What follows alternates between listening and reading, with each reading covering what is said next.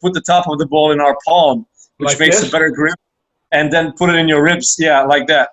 Then you can high point it, you can keep it low. It seems a bit safer, and you can run. Okay. It was, I mean, just talking from what we learned from other coaches in other camps and stuff that we saw on TV is that's what we saw before. This is the first time I'm all seeing the way on approach. top, huh? I guess I've never been taught that or have seen that too much. My arms are almost too short to get it all the way on there and tuck it in. But so I guess in some ways, I guess that would be preference. But if you're still covering it, I guess would be the main thing. Yeah, so that's a good thought. To me, that feels uncomfortable. That feels uncomfortable to me, but whatever. I guess whatever works for your guys. Or again, for me, I would prefer with your index finger on the point, or like I have it here. That's what we do. So again, like a lot of things, there's a lot of do different things. Go ahead, Brandon. I would say it seems like you can cover more area with the way you originally did it than just putting here more feel of the ball. That's like that. You're covering rather than just yeah. It seems more. It seems a little bit more protected to punching and to fumbles. You know, you have almost every linebacker or anybody, they want to do a fumble, and then they come in and then punch it out with your fist. It seems like more of the ball is protected, and you have it safer when you push it to your ribs, to the inside of your body, when you have entire hand over the ball. Yeah. You just, for me, it's natural. I don't know why, but ever since we started football and all the camps that we visited, that was the thing they told us to do. And this is the first time actually I'm seeing the Coach Chip method of holding the ball. If I were to talk to a lot of guys that I guess I would have seen before, I've never seen that. I have not seen that before, where you're all the way on top. Have you, Brandon? I've never seen that before. I was taught the way you are, because you have more like up on top and below. Like, seems like on your top, you can punch right through it easily. But if you're under and over, you can. I don't know. Yeah, I feel like you can hold it and tuck it into that, on, like you said, on your ribs, Mario, and tuck it into your armpit. When it's on the top, it seems like, for me anyway, maybe it's because my arms are shorter, that it could slide out. Slide this way. So again, experiment with it and see what your guys think.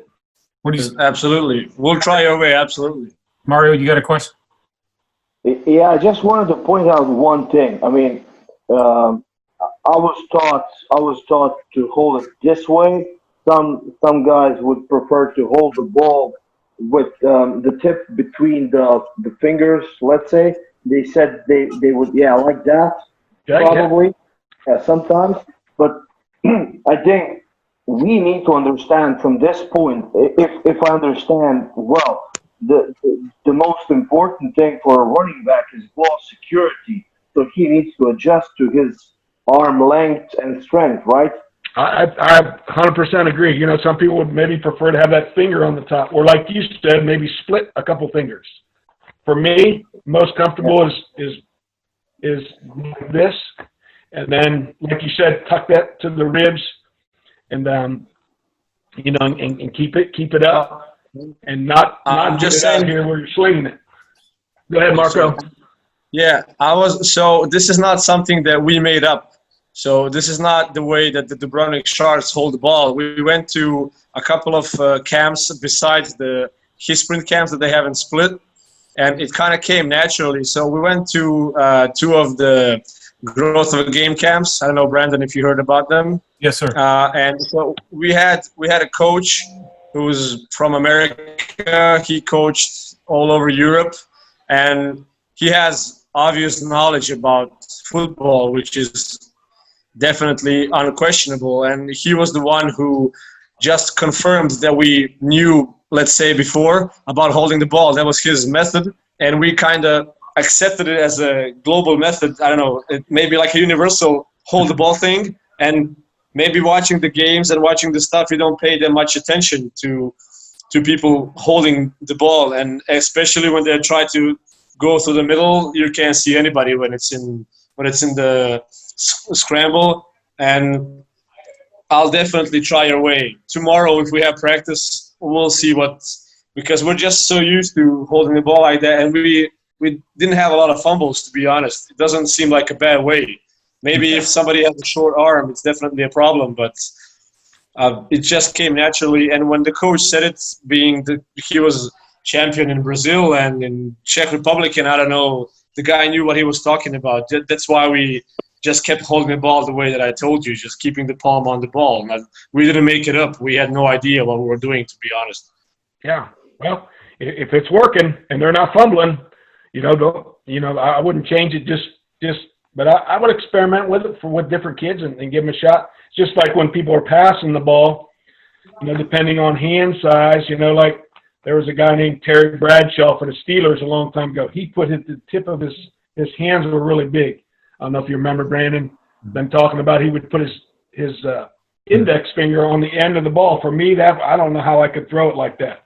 And so different guys move it around different ways, whether they have, one finger on the laces, two on. My hands aren't very big.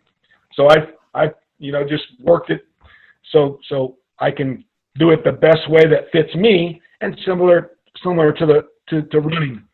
And then obviously, as you know, sometimes some of those guys' hands are so big, they get out of some of those older guys. And when you're out in the open field, you see that sometimes, but we bark at them if they're I call it slinging it. If they're slinging that ball like this, eventually it's going to get hit out and they're going to fumble. Bill Belichick, the Patriots coach, I listened to him speak at a clinic, and his number one thing with offense is ball security. If you turn the ball over, you're not going to play. If you fumble, you're not going to play. If you throw a bunch of interceptions, you're not going to play because you're giving the team, and a lot of times you're giving them with a short field. So that's obviously important. And whichever way works for you guys the best, well, do what's comfortable.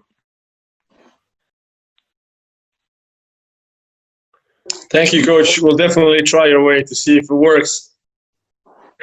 Let's see. I talked about ball in the correct arm, right? That makes sense, correct? Outside arm, right? That's what you guys coach? Say that again. You coach put it in the outside arm? Typically, yep. If you're running left, try to have it in your left. And some guys they like it in a certain arm, but and again, it makes sense that if you're on the left side and more guys are coming from your right, you have that ability. I don't know if you can see. Have that ability to use what I call the flipper, okay? Dipping that shoulder and using your shoulder pads. Stiff arming is a big thing right now. Like the old Heisman pose, right? When they stick that arm out, and that's a reality. So having that ball in the correct arm without changing it too much. Sometimes it'll get changed throughout a play, but again, as you're switching it, that can cause some problems. Let's see. Go ahead. The logic is if he's running to the outside and he holds it to the outside, if they manage to tackle him, he won't give the ball to the other team, right? He won't turn the ball away. That's the logic. Correct. Yep. And you can use your opposite arm to help push, flipper, and if you fumble it, a lot of times if you're close to the sideline, it might go out of bounds instead of back into the field, and hopefully they're not fumbling it. Let's see. So everybody good on that? Ball security, correct arm, that kind of thing. We talk a lot about getting your pads down when you're going to get hit without ducking your head. As you know, in today's world, from the past about neck injuries and concussions and all those types of things. So as we get close to contact.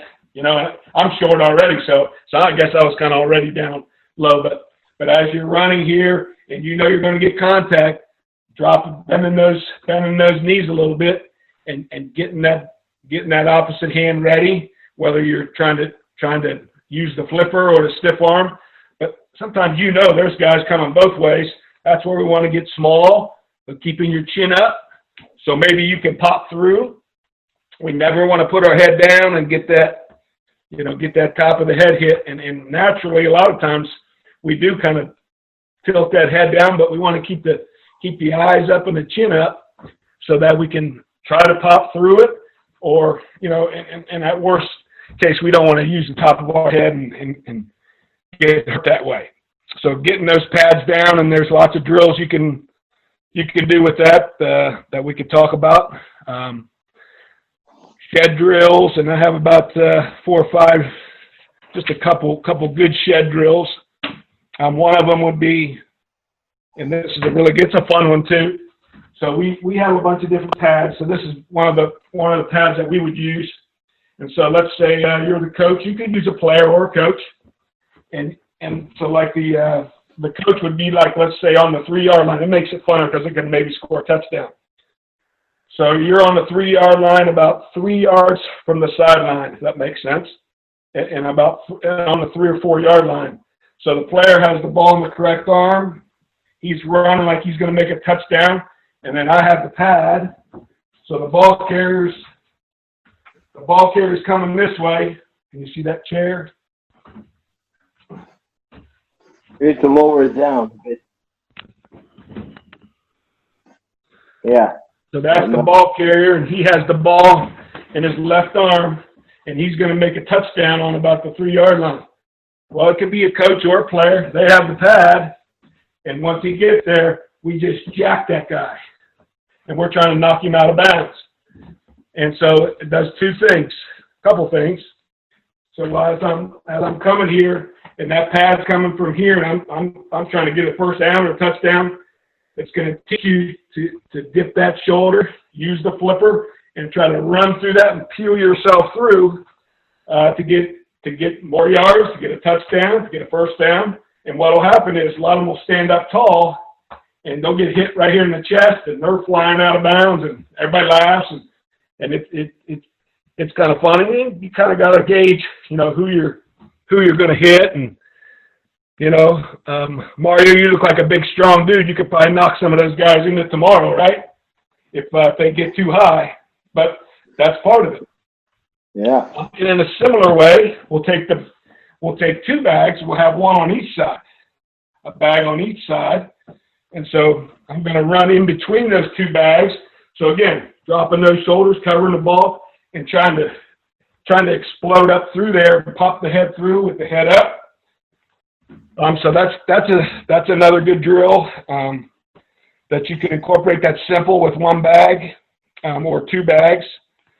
So those would be some good drills to protect. You could do it if you're not going to hit him as hard with the bag, to use the stiff arm, just to get him to use it, keep that guy away. Swap that arm, stiff arm on that bag. So those are two good drills to teach that. You know, getting your pads low, using the flipper, using the stiff arm, and it's fun because you get down on the goal line and you're like, okay, you're not going to let them score by jacking them, and the ball carrier's like, okay, I'm going to get in there. So those are 2 pretty good drills for ball security. I call that like a shed drill, and then shed drill on stiff arm. Questions on those?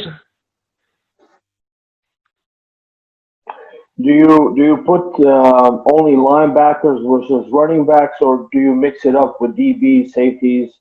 The guy who's hitting is usually another running back or the running back coach. Now, if you got into it live, you know, sometimes we'll go a little bit of live tackling, and we'll make, let's say we just have like a 5-yard square.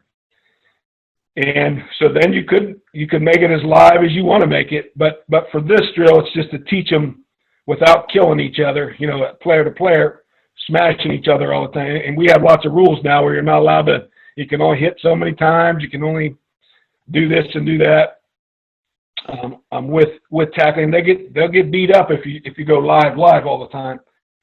So usually it's either the coach or just another player. And you could use, you know, you could do a series of 3 bags. 1 bag's at the 10, and you hit that one, then you hit the next one, and then you hit that last one where you're really trying to score. So you could, you know, obviously you can adapt the drill to however you want to do it.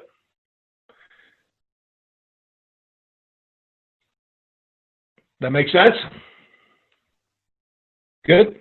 Okay. Can you still hear me? Yeah. Still hear me? Okay, good. Yes. Another drill that's I guess some cutting drills. Do you guys have little cones or dots that you can put on the ground? You know, like soccer uses lots of the little cones. And so you can put the cones like staggered every 3 or 4 yards. So you have cones angled. So you step on the cone and cut, switch the ball, step on the, let's see if you can see my feet maybe. Is it like a shuffle step or just? Like more of a cut than shuffle. So I'm running here, and then I plant that left foot here and cut back, then I buzz my feet. I call it buzzing your feet, where you chop your feet and stick and push the other way. So obviously when there's a guy that's going to tackle you, so sometimes you're just baking them out. And you can also switch the ball if you want. So we just call that cone drill. And again, you could put 5 cones, you could put 3 cones. You could add the bag at the end of those. So again, you can adapt and adjust those all different kinds of ways. You could do the cuts and then have 2 bags, and then you got to finish it by exploding through the 2 bags when they're trying to hit you. So again, you can modify those and adjust them and do it all kinds of ways. Let's see here. I don't know how much you teach guys to spin. I guess that's not a huge thing when like on Madden. You guys have Madden on PlayStation? You can hit the spin button. Oh yeah. So it's kind of a pretty good warm up drill actually. We don't ever do this real hard. So if I had the ball in my right arm and another running back has the ball in his right arm, we're coming at each other. We're going to hit left shoulders and then spin just for body control. And every once in a while, it'll happen in a game where you hit somebody and spin around, but it's a good fun warm up drill. So both guys would have the ball in the right arm, hit left shoulders and spin. So I'm coming here, he's coming at me. We hit shoulders, spin, and then keep going. And it's a good warm-up drill. Get the shoulder pads banging a little bit. So that would be a good warm-up drill. Let's see. Another good drill that we do for cuts is we'll take the bag. So let's say I have the ball, and Mario, you're running the ball at me. Okay, and so the coach will be behind the back, and he'll tell the bag holder to either go here or here. So as you get close, 2 or 3 yards, and so then you're running at me, and I'll go like this, so he should cut this way. And then you could use multiple bags, where you could have 3 bags, and all the bags are going to turn this way, or 2 bags will turn this way, and 1 bag will go this way. So the idea is that for vision, keeping your head up and your eyes open so you can find those holes. And that's a good drill. And again, you could have 5 guys with bags or just standing there really, and they could just turn their head if you don't have the, and there's going to be a natural little hole there. So guys are maybe 2 yards apart.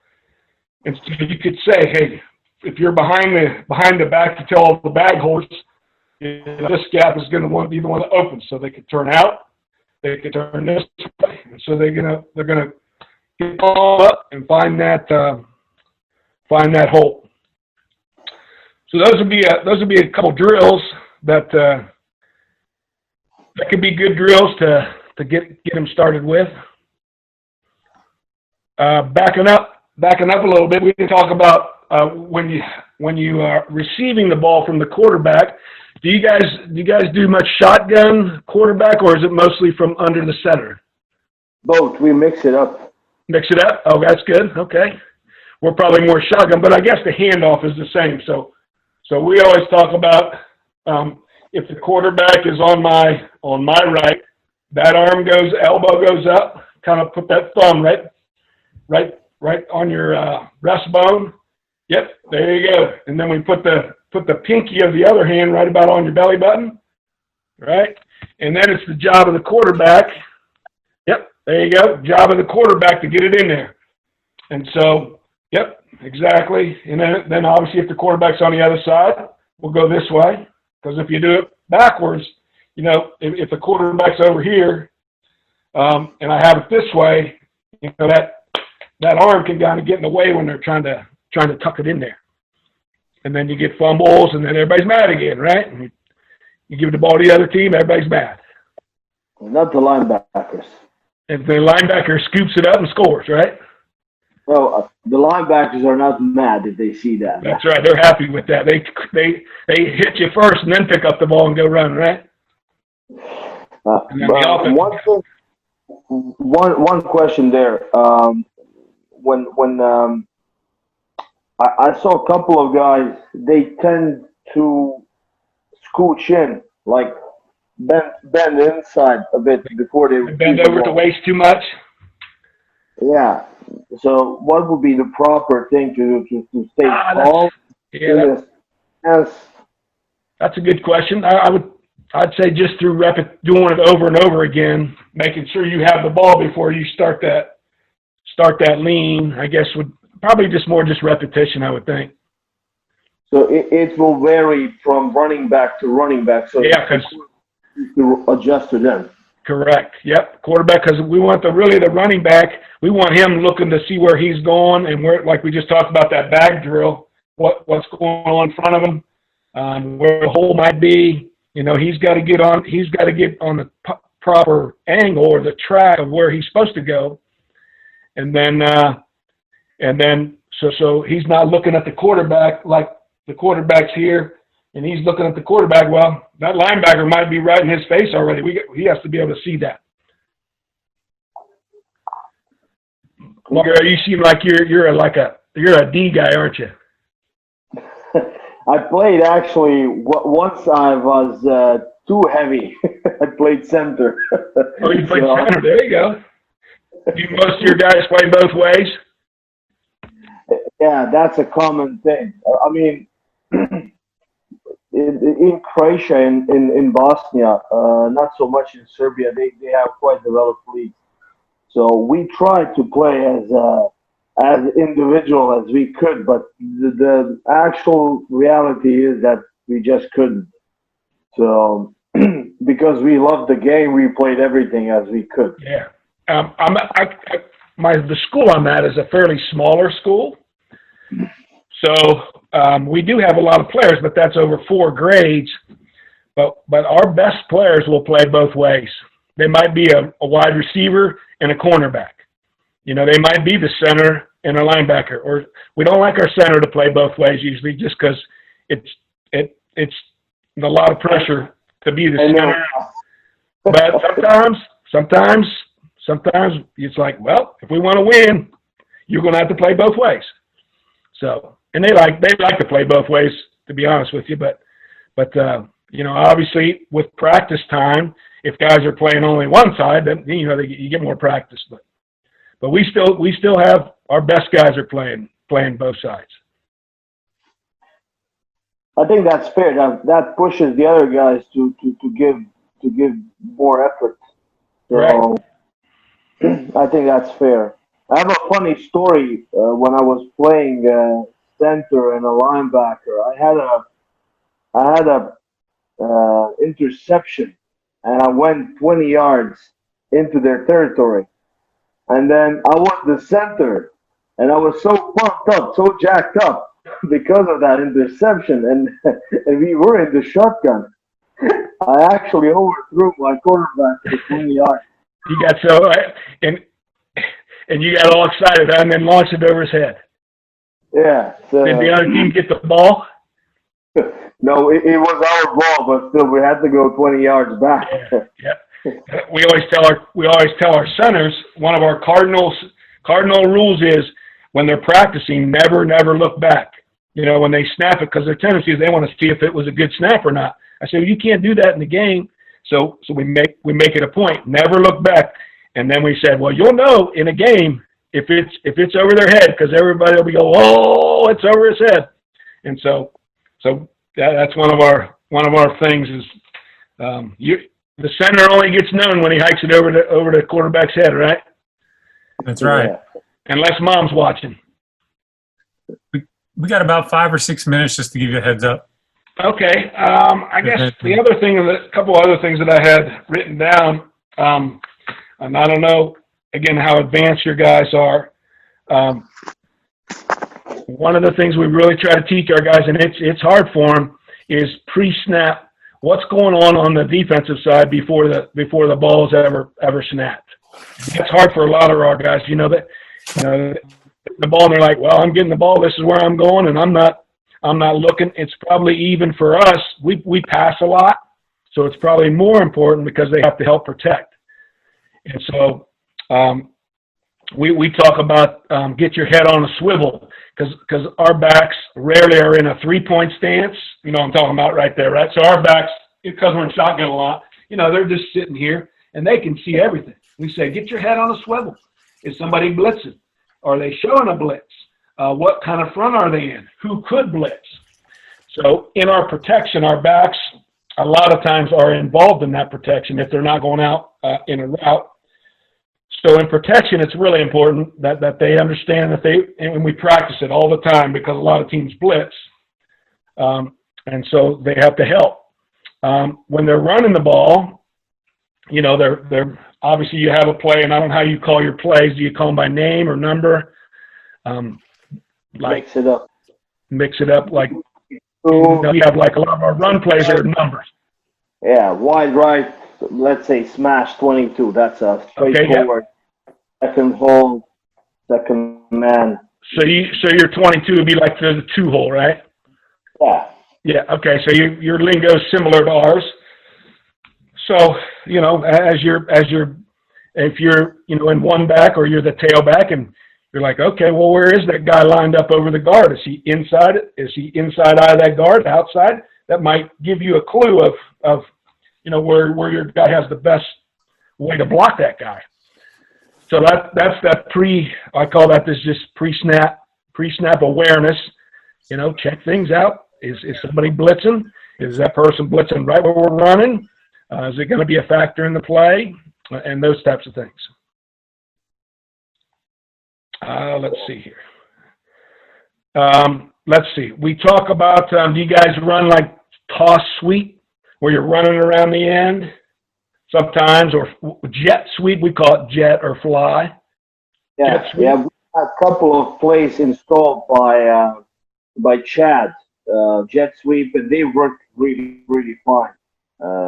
Okay. So that's one of our jet sweep is a huge play for us, and we also the fun part of it is we have a kid coming back this year that's really fast and really quick. He's really good at it, and so we pass off of it a lot because teams get sucked in. They see that, oh, here comes his nickname is Kitty. So here comes Kitty around the corner, and then you fake it to him, and then you get those DBs cheating a little bit, and we throw it up over the top. But anyway, my point was going to be, as they get the ball, obviously he's running sideways, which is, you really want him going up the field. So we talk about getting downhill. As soon as you get the ball, start working downhill a little bit towards the line, because you can always bounce it back out. But once you get too wide, you can never cut it back. And so sometimes, especially when they're young, if they're really fast, when they're young kids, and they can just outrun everybody. But when you get to high school or get to a higher level, everybody's, a lot of the guys are fast and they're coached well, and they won't let you get out there. So we say get that ball going downhill, and then if you want to bounce it, well, then bounce it. But at least give it a chance where you can get it up the field, or you probably heard get it north and south or whatever. Get the ball towards the goal line instead of running sideways. Especially, like I said, at when you start playing teams that are good, they want you to run sideways, and everybody will pursue the ball, and you might run 20 yards and not gain anything because you're just running sideways. I get that. We played a lot of play action combined with our jet sweep because we had a QB that could do that. So yeah, our style of football was basically, we can say, high school level let's call it the high school level, but that's maybe saying it. That's maybe not even true, but elementary school, high school level of playing football, that's the closest. It's simple, effective. You you try to evaluate what your running back, tailback, wide receivers can do, and then you try to utilize that. Exactly. So you got to, just talking to you, you got a really good, pretty good understanding of it all. We try to adapt a lot of our, at our school, a lot of the coaches, we've all been there a long time. What can our quarterback do? Can he run and throw? Is he more of a thrower? Is he more of a runner? So about, I guess it's been about 5 or 6 years. The one year we had a quarterback. He could throw okay. He was okay thrower. He was a great runner. And I think he had, I'm going to throw out 30 some rushing touchdowns over our 15 games and about 10 or 12 passing, but he had like 1,800 yards rushing. The next year, our quarterback had less than 100 yards rushing. He couldn't run a lick, but he could throw it like crazy, and he had other good guys that he could hand it off to. So just like you said, you know, is this guy a quick guy? Is he a power runner? Can he throw? Can he run? And of course, if your quarterback can do both, man, that really opens things. So just like you said, off the jet sweep, we faked it. You know, we faked the jet and run counter quarterback the opposite way, or play action pass, like you said. So there's a lot of options when your quarterback can do both. Yeah, I agree. One question regarding running backs: is there any specific mentality or specific thing you're looking for? I'm not just talking about the pure running back. That can be a fullback, tailback. They're similar guys, right? Not in physique, but mentally. Is there something particular you're looking for? Yeah, that's a great question. I think, and I don't know how you teach it, but some guys have that awareness where they can just see where the defenders are and have a way of wiggling their way through. And then I guess looking back to old school, and you sound like an old school guy, they better have some toughness, right? When we need to get a first down, come on, dude, we're not running out of bounds.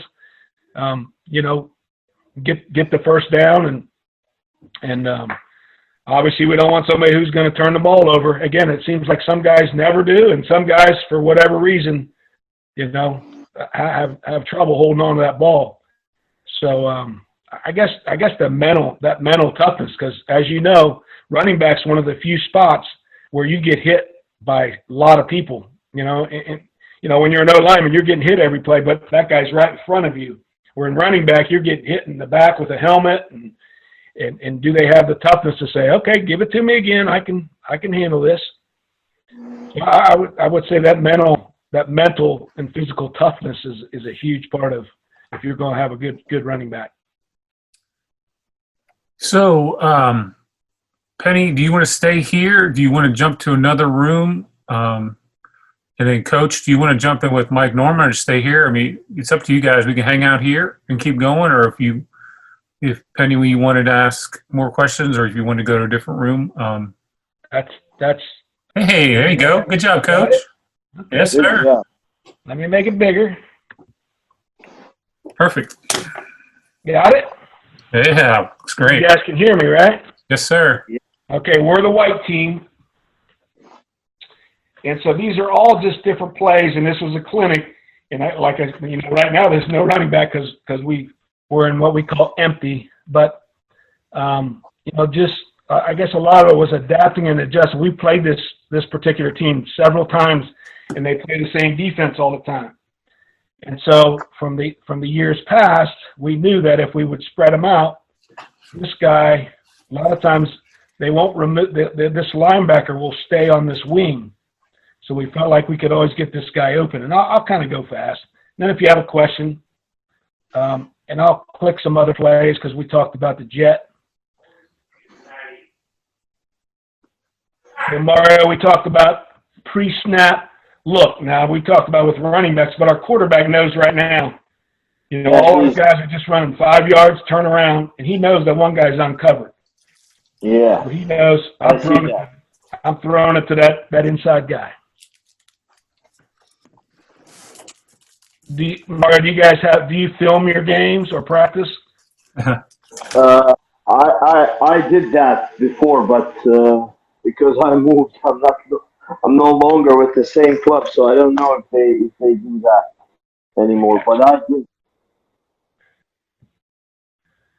So one of the things, in our world today, we can watch it from behind, we can watch it from, and so again, as we watch them, this guy right here, Yeah. for example, little things, we taught him to make sure you go inside of this guy right here, because he's going to try to jam you, which then opens up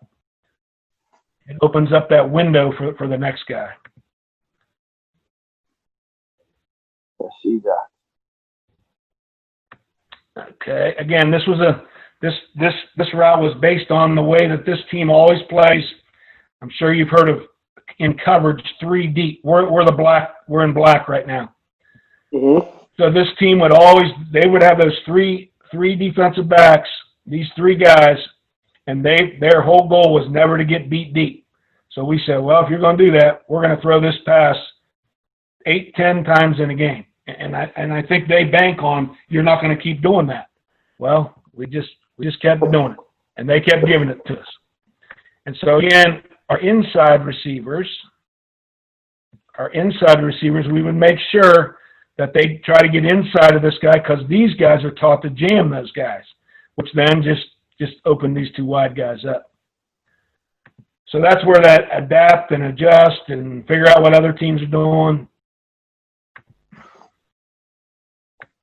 That's why I understand completely. Okay, again, through film study, we played this team. This is a really good team. We're in a black again. This was a really good team. They beat us a year before, and they were really good. But we knew by coverage that this was a pretty good matchup right here, by the way this guy aligned. So we took advantage 2 or 3 times in this game against these guys. It wasn't a great throw, but I'll just try to keep moving forward.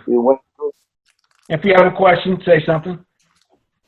Hey, Coach, do you guys, how much do you utilize the running back in the pass offense, or is it mainly run? Is the running back getting 10 pass plays and 10 run plays, or how's that work for you? That's a good question. I would say overall we're probably about 50-50 run pass as far as overall. But I would say depending on who we're playing and what games, that could be really skewed. It might be 70-30 run, it might be 70-30 pass, depending on who we're playing. This team right here historically is really good at stopping the run, so we probably throw a little bit more against them. There's other teams, and it depends on who our back is. It depends on who our quarterback is and how well he can run. This quarterback was a pretty good runner. We've had a couple that were really good. I was telling Mario before, we had one quarterback that had almost 2,000 yards rushing, and the very next year our quarterback had 76, just because they were so different.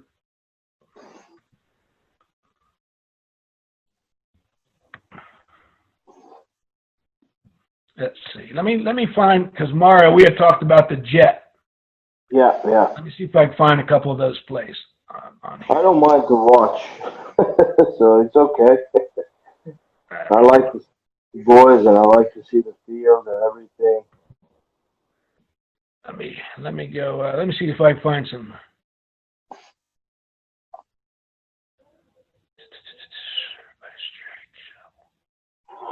Here's a good one. You talked about using the running backs in the pass game. This is a really good play for us, and again against this team, by the way they play their coverage, we're in the white here, and so we stack the formation to the left. So we have 3 guys out here, but really we're trying to work these 2 guys, and our quarterback's taught to read this guy. If he jumps up like he does here and covers this, then this slant's going to be wide open. Not wide open, but it's going to be open here a lot of times. Yep. Our quarterback did a good job. The linebacker did what we wanted him to do. And he jumped he jumps and takes this away, which is what we want, and we hit this slant outside.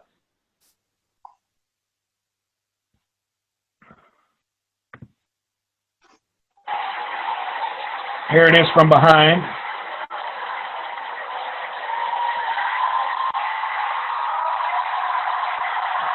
Jump ahead here a little bit. That's sweet. It's the same play here. I think I have a couple where he has to throw it to the running back. Now this one, and I'm not sure why he, typically a lot of times our quarterbacks will teach them, pick a side before the play starts based on what you're seeing. So I'm not sure why he didn't come down here to the bottom. Maybe because this safety is over the top of this, so they kind of got 3 on 2 now. And so, he's going to run a swing, and let's see what this guy does. And he reads that guy. Okay, so this guy kind of jumps up and sees this swing, so he sneaks it up underneath.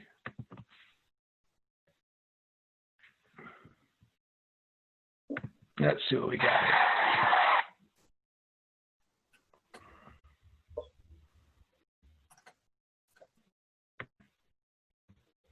Okay, Do you have any? Go ahead. I'm just wondering if you have any plays in which you are selling the fake before you throw it. Yes. Yep. Definitely. Let me see if I can find the fly sweep. A couple of those plays where we see if I have them on this tape here. Smash. Empty.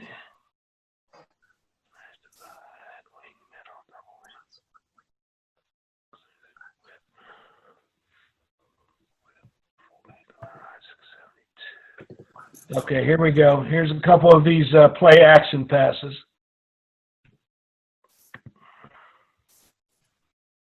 Make this a little bit bigger.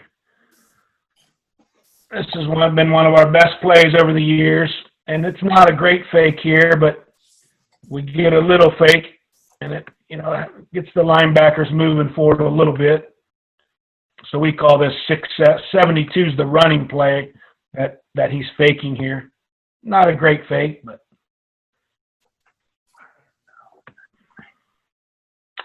that's a good play. We try to get the safety, and of course, I think they're in man coverage here, so it made it even a little bit easier. Let's see what else I can find here. Okay, here's a play off the jet sweep, and we missed a touchdown here. He overthrew it. So there's the fake to the jet, and you get this safety.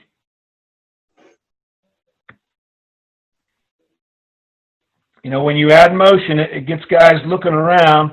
So this safety right here is probably supposed to be in the deep middle. He sees that motion. You can tell he's looking in here, back here at the running back, and then we just sneak right past it. But we missed it.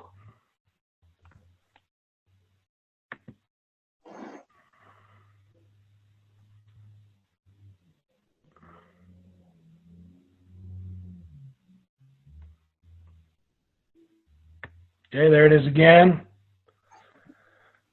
We call jet sweep fly because jet means motion to us, but so this is called fly right dig. What we do is this guy right here runs an in hopes that this guy will see him and come up and cover him, and then that helps this guy get behind him. And let's see what happens here. And exactly what we hope happened. We get the fake. Watch this safety. He sees him coming across, so he thinks I got to cover him, and then our wideout sneaks in behind him.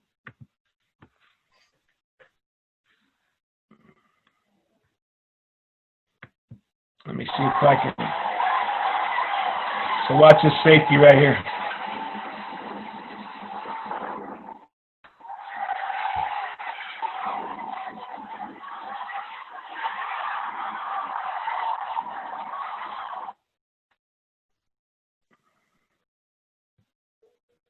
There we go. There's a simple out of 2 backs. You still with me, Mario? Can you hear me? Yeah, I'm watching. I'm just Okay. listening. Yep. So like you said, this is a good play action for us.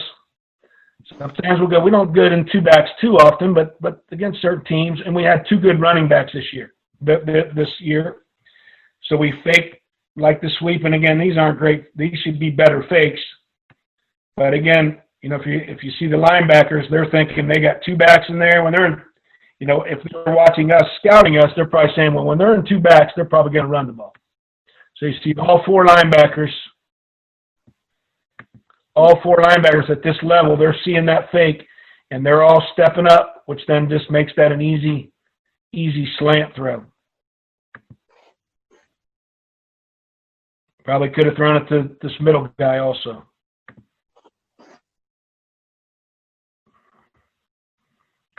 Have you heard of Ohio State Buckeyes? Yeah. Yeah, that's where in these couple years we played in the state championship game, and the kids loved it. Got to play in the stadium's called the Horseshoe, so they got to play in the Horseshoe, and that was. Urban Meyer is the coach, right? Of the Buckeyes. Urban Meyers, as you said. Yeah. Yep. Okay. Here's a lot of things going on. Like you said, this is again off the jet sweep. So we run the jet sweep, and we got what we call drag here. And we got a flat guy by the fullback, so he's involved. And so we're making them see a lot of different things in front of them. And that's a good play right there. Again, that's off the play action jet sweep.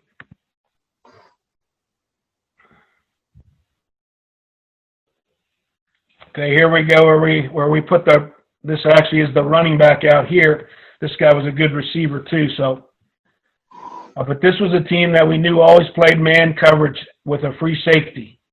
In this formation, this guy is a really good receiver. So we got a mismatch on a linebacker right here, and we hit him, I think, 3 times in this game on the same play.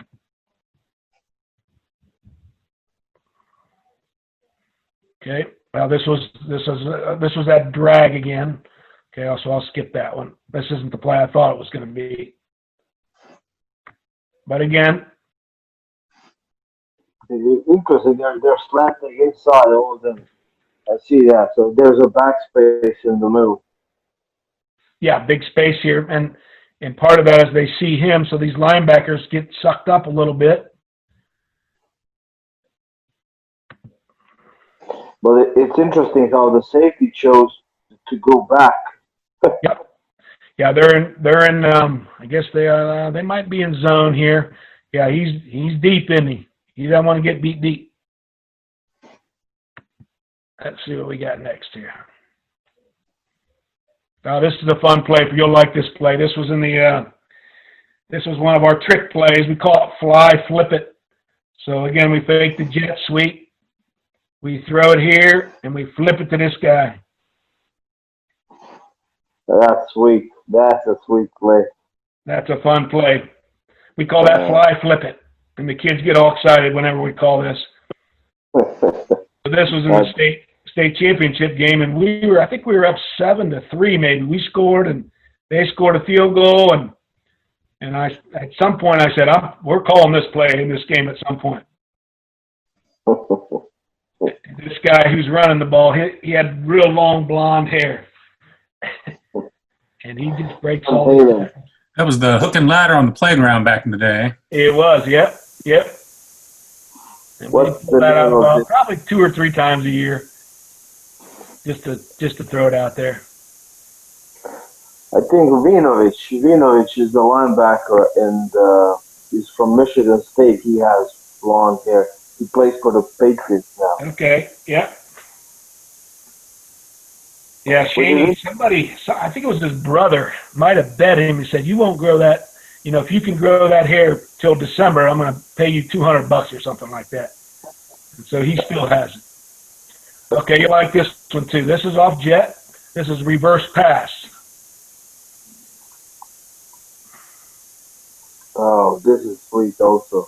We played something similar. Yeah, you have a guy open deep. Yeah, that's sweet. This was at the end of a half. So this just, you know, just a Like a fun flea play. flicker.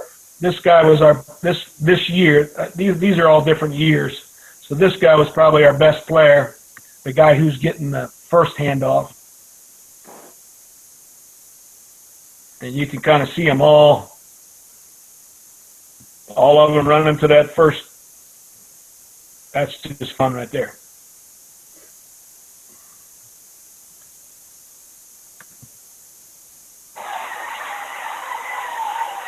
Here's the behind version, so you'll see all these guys.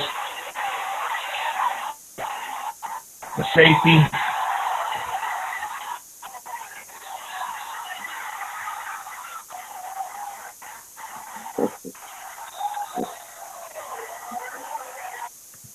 Those are the best plays in football, if you ask me. Yeah, those are fun.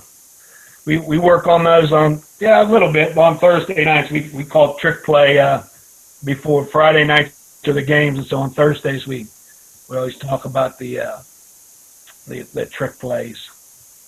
Those are some of the I guess what we've got pretty good at is adapting and adjusting and switching things up. And let me see if I have anything else that's the running backs. This was a clinic tape, so let me show you. Let's see, let's see if I can find middle screen.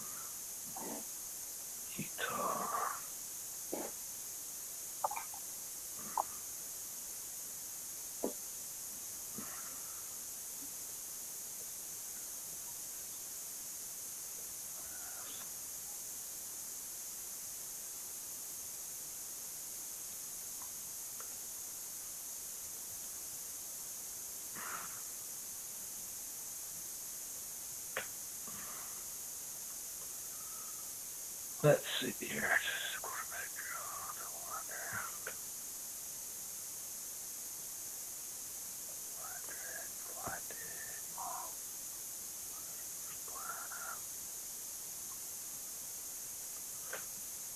Here we go.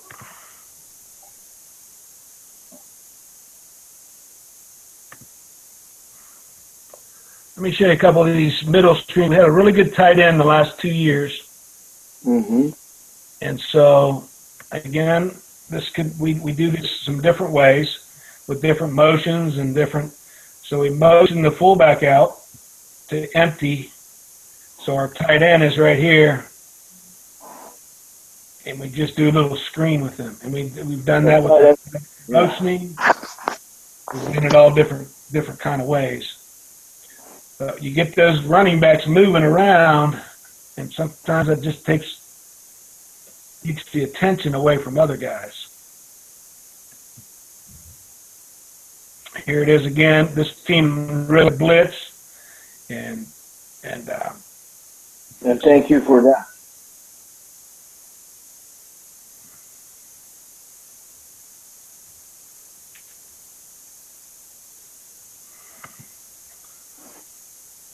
So you good? Yeah. Yeah. Okay. Let me see if I can get back, because I can say, okay, stop the share. Let's go back to the Zoom. There we go. I'm back. You guys, everybody's back, right? Yeah. So, you know, a lot of that stuff, if you send your email to Dave, he can send it to me, and I can send you, if you have, I can make tape of just running plays, of different things that I could share with you, and send you those tapes somehow, if there's something that you'd like to see. Yeah, of course. Because I can send it to Dave, and then I'll put Dave on my huddle share list, and then he can send them to you. I agree. That's no problem. No problem.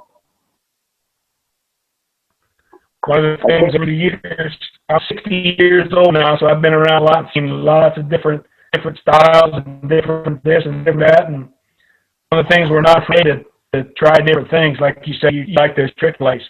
That's fun. Sometimes they fall on your lap. You're like, hey, what if that guy just sometimes it's a fake to that guy. So you take it to the guy. Sometimes he can just continue right up the sideline, and then all of a sudden, no, let's guard me. Let's add a word to it or whatever, and just try things and have fun with it. I had a play in which I basically was browsing through plays and was trying to figure out which one would work best for us. So I found a read play, which was like an option play Uh-huh. that you can make it a play action, play read option, play sweep play. It was many things in one. Right. So the hardest part was to teach my quarterback and my running back what to read and how to react because Exactly. it was simple, but it was hard at the same time. Right, because everything happens so fast. On paper, it looks easy, doesn't it? Just read this and then they don't do what you think they're going to do. Yeah. I don't know if you, in the last 5 years, got what they call RPOs. Have you heard of those? Yeah, run pass option. Yeah, I love those. So you got a good feel for all this stuff. So that's become a big thing. And like you said, and those teams that are running, those quarterbacks are hard dudes, and they rap it all the time at the high school level, and at your level, like you said, sometimes things are happening fast, and it's hard for guys sometimes to decide what to do. Especially the teams that learn no huddle, they can thrive really good, especially at our levels. So if they have a couple of plays that they know that can work and they can adjust to certain defenses, I've seen teams when they execute that they really try. So yeah, and part of the RPO thing with the no huddle, like you said, is it limits the defense when they line up so fast. It limits a lot of times what they can call and what they can do, and you can get them in a predictable alignment sometimes. And say, hey, if we go really fast, they're going to line up a certain way, and you can take advantage of that sometimes. unfortunately, if you want, it comes down to how good are you in taking advantage of defense if you want to win. Exactly right. Yep. Finding matches and can you get a guy matched up with another guy? Can you do that by motions? Can you do that by formation?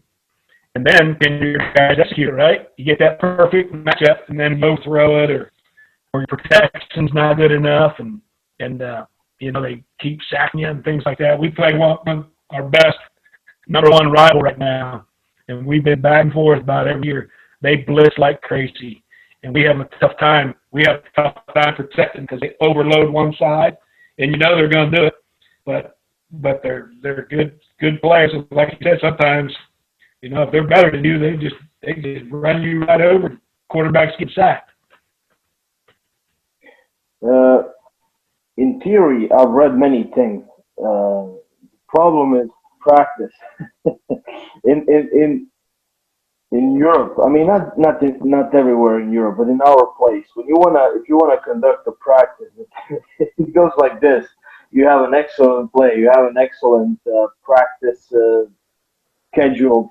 I mean, in details, and then 5 guys show up: one running back, 2 wide receivers, 3D linemen, I don't know, quarterback, and then you need to switch it up.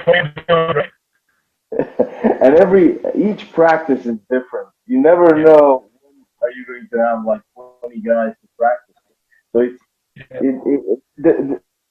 I've been learned quite early to adjust not just to the teams but to practices if you want to utilize. Yeah, that would be tough because for us, every kid, I mean, rarely does anyone have his practice.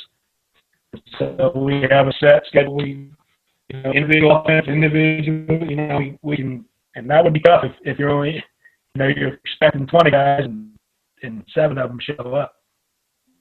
Yeah, but here it's not kids. Mostly it's adults who work, who have jobs and stuff like that.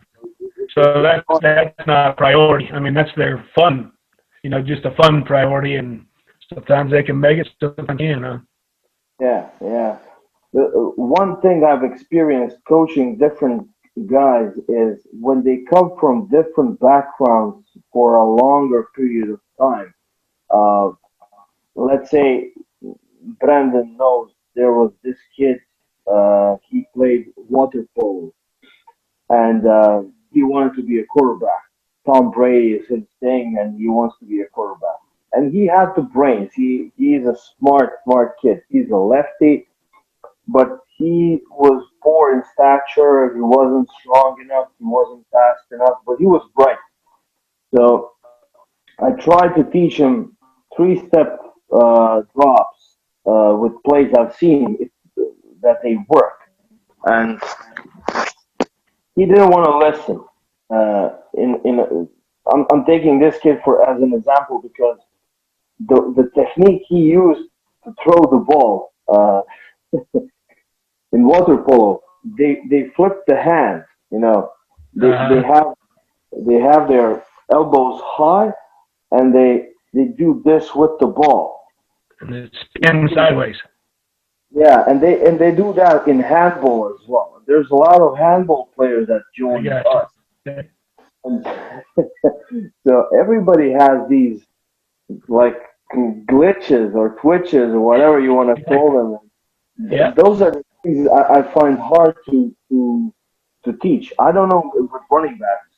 I didn't have any experience, but from what I see and from what I understand, for a running back, you need to be disciplined. You need to learn ball safety, vision or awareness, Right. and to basically to put it in simple, right?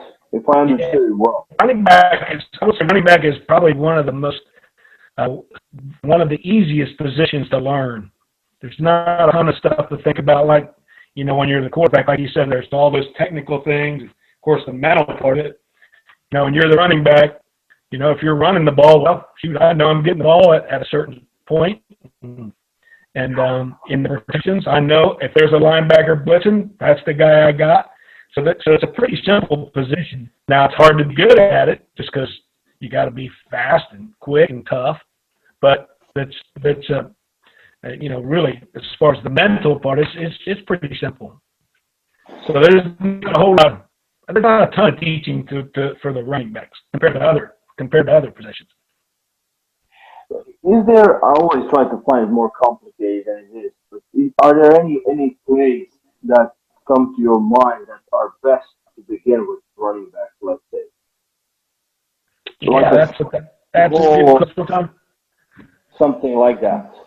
Sometimes it depends on who your backs are. We have a really good counterplay that's worked really well for us, where the backside guard pulls and kicks out, the backside tackle pulls and leads up into the hole, or it could be the running back. So it could look like, are you guys mostly shotgun? As I said, we can mix it up. That's not a problem. I drew a couple of these up. I don't know how well you can. Let's see. Okay, I see it. I see You do it. some of the counter stuff, Yeah, there's like the tailback counter. Now, tackle. for linemen, it's all the same play. For the backs, it can be different. So we do it out of shotgun. We do it with the quarterback. So the fullback has to block the backside end, guard and tackle pull, and the quarterback fakes it to the fullback. That's always been a good play. And then we can do with the fullback. And then we pull a wing. So those are all kind of things that, I could send to you. That's been a really good for the line, because it's simple. For the linemen, it's the same play. And for the backs, they just got to know, is it quarterback? We call it 6 and 7. Is it quarterback 6 and 7? Is it fullback 6? We would just say 6 fullback or 7 fullback, depending on which way it goes. But that's been a really good play for us.